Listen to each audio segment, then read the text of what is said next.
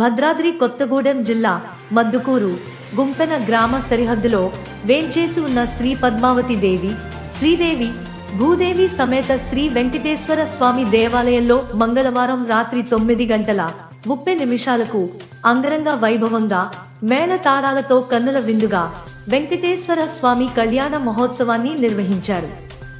ప్రధాన అర్చకులు శ్రీమాన్ ముదివర్తి వెంకట నరసింహాచార్యుల చేతుల మీదుగా కళ్యాణం జరిపించడం జరిగింది.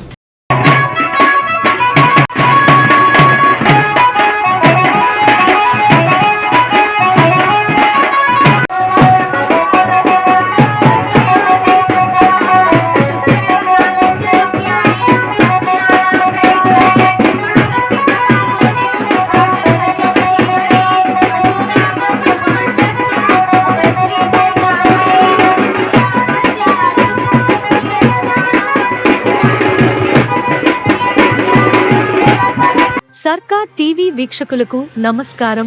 మరిన్ని వార్తలు చూడటానికి లైక్ చేయండి, సబ్స్క్రైబ్ చేయండి, గంట సింబల్ నొక్కండి.